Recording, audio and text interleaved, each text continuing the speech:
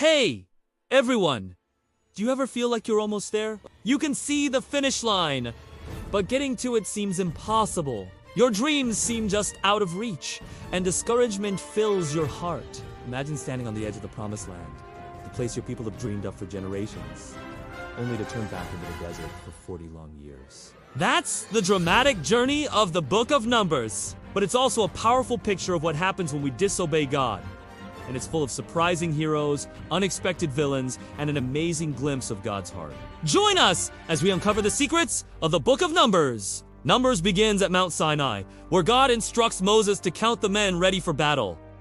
But it's not just a head, it's a way to organize the people. Each tribe has its own place in the camp and a role in the march. The Levites carry the tabernacle, which sits right in the center. This isn't just a tent. It's a picture of God's presence among his people. In fact, God tells them to put up the tabernacle wherever he puts his cloud, because the cloud is the visible sign of God's presence. Wherever it goes, they go. When the cloud lifts, it's time to march. When it settles, it's time to stay put. Trumpets sound. It's a nation on the move, with God leading the way. But how do they know where he wants them to go or what they should do once they get there? At first, God gives them clear instructions through Moses. He tells them to travel east toward the mountains of Israel, and they do. Then, he directs them to go south, around Edom, and they follow those orders too. Along the way, there are rebellions and arguments, but each time God intervenes and makes a way for his people. He answers their needs, even the most basic one. Food. The Israelites complained bitterly, saying, "We remember the fish we used to eat for free in Egypt, the cucumbers, melons, garlic, onions, and leeks. But here, our mouths are dried up and our stomachs are empty." So God sends poisonous serpents among them, and they complain again. Then he provides food in the morning, gathered overnight, and meat in the evening, quail to be exact. And that lasts for 40 days. After that, God asks the people what? And they choose meat, so he provides, sending great flocks of quail. But God also sends a plague to discipline them for testing him. As the journey continues, the people grumble about everything, including the food. Then God says, "I have heard these grumblings. Deal with them in my sight, for they are holy, my people." So Moses and Aaron summon the ringleaders, and they too admit they wouldn't have the strength to handle this rebellious crowd.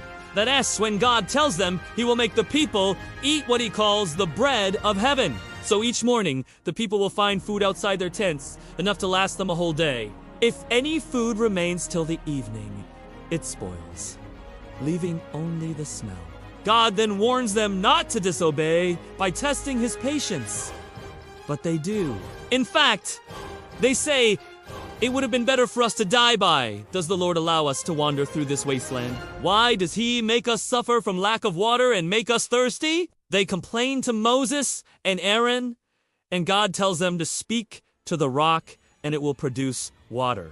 But instead of speaking to the rock, Moses strikes it, releasing water, which angers God.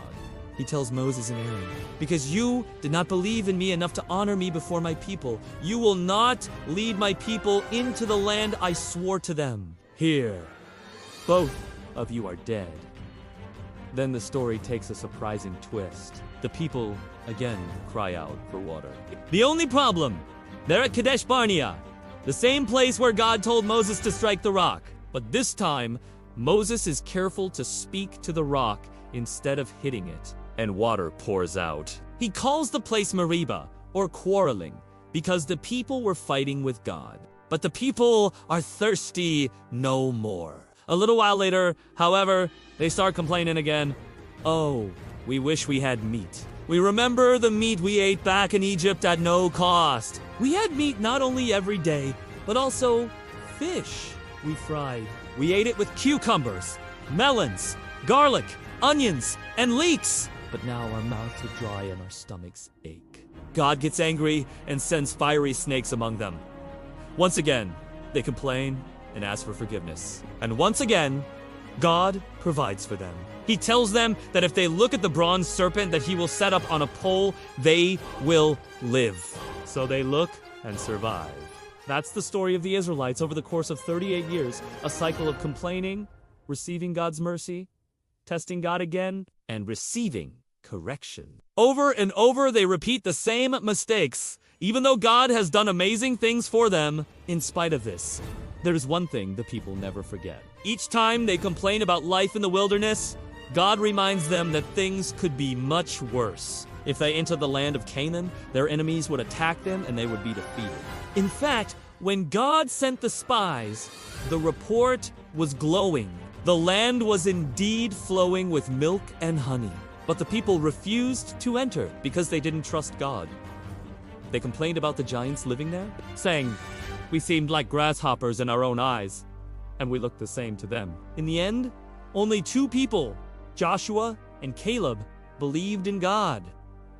But their faith wasn't enough. Because of the people's unbelief, God declared that they wouldn't enter the land He swore to Abraham, Isaac, Jacob, and their descendants. Instead, they would wander in the wilderness for 40 years. In judgment, every adult who complained would die, and only the next generation would make it to Canaan.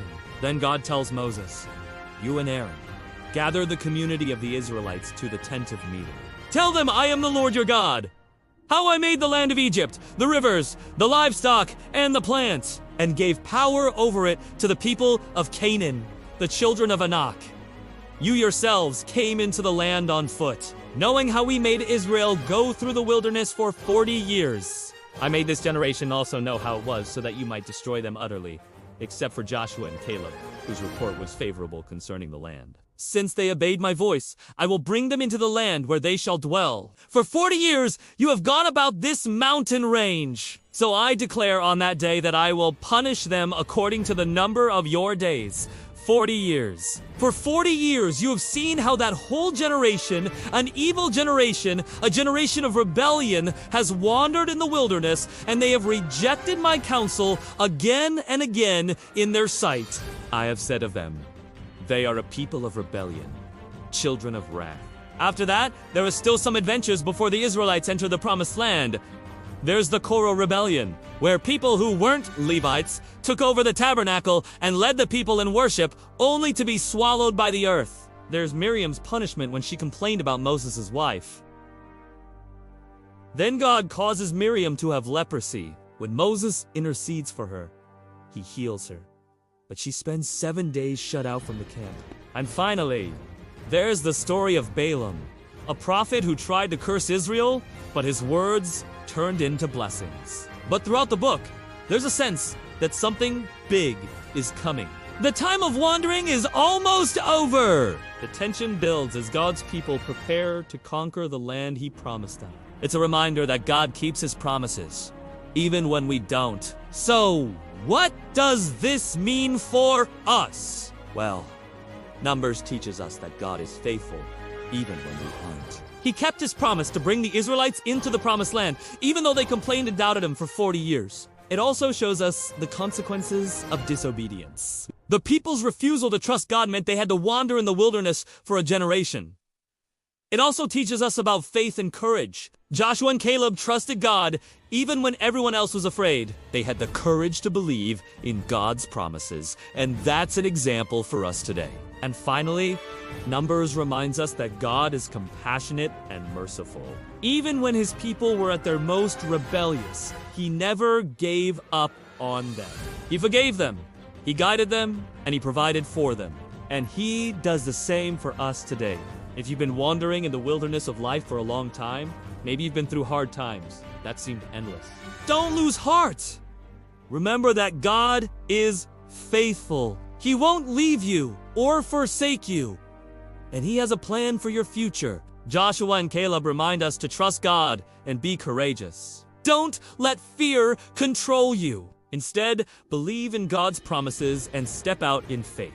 Take small steps every day toward the goals and dreams God has given you. One step at a time. Don't give up. Trust God. And above all, remember that God is compassionate and merciful. He wants to help you. He wants to guide you, and He wants to bless you. Open your heart to God's love and let it transform your life. If you enjoyed this episode, please give us a thumbs up and subscribe to our channel to catch the next episode. To listen to the full audiobook of Numbers and many other complete Bible stories, click the link in the description below. Thanks for watching, and we'll see you in the next episode.